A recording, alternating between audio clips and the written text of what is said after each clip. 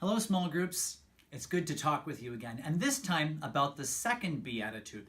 Blessed are those who mourn, for they shall be comforted. Isn't it strange to think we're blessed when we mourn? But it's true. Now, before we get into that, let's review the first beatitude. After all, this is a step-by-step process of growing as a disciple of Jesus.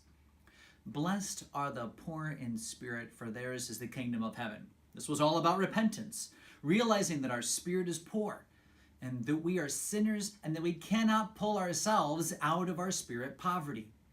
Too often we ignore the poverty of spirit and instead convince ourselves that we are rich in spirit, confident in our sin and selfishness, and indifferent to those who might be affected by our choices.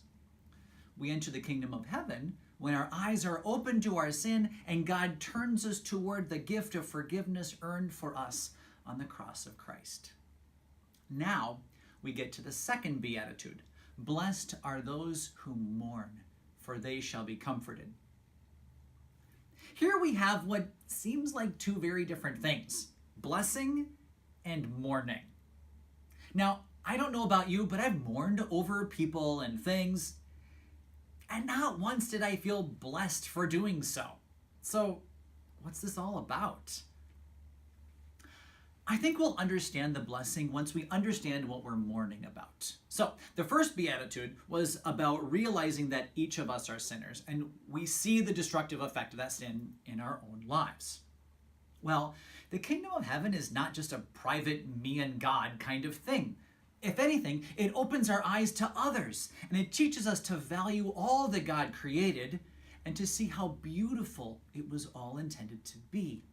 So, once we realize that each of us are sinful, it doesn't take much to lift our gaze from ourselves and come to the dramatic realization that we're all sinful. And when I say all, I mean all.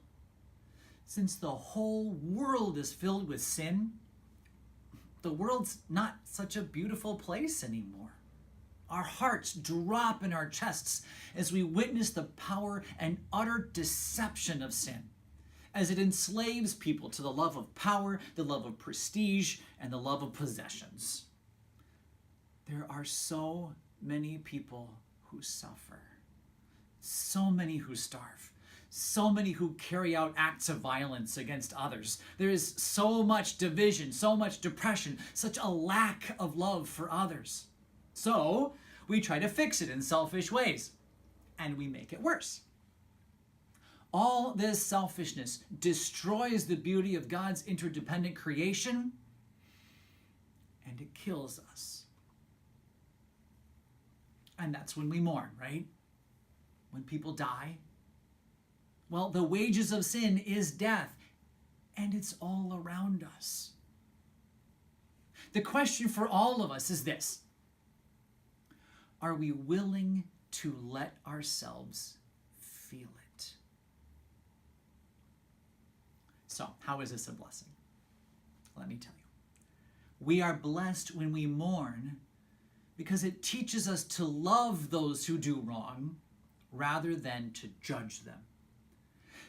Since God has already brought us to realize that we are poor in spirit, we can't claim some moral high ground. We're all sinners. We all need Jesus' sacrifice to earn our forgiveness. So we're blessed when, rather than feeling self-righteous, we feel sadness for those caught in the tangled web of sin. We weep for those who weep. We allow ourselves to be disturbed over those who abuse and have concern for those who are abused. We hold a compassion for both the victim and the perpetrator. Even as we mourn for the sin of the world, God has given us comfort through Jesus' death and resurrection. The same comfort he promises for all who believe. Comfort is not necessary unless you first mourn. Take some time to talk this out and let yourselves mourn for the sins of the world and comfort each other with the comfort that comes through Christ.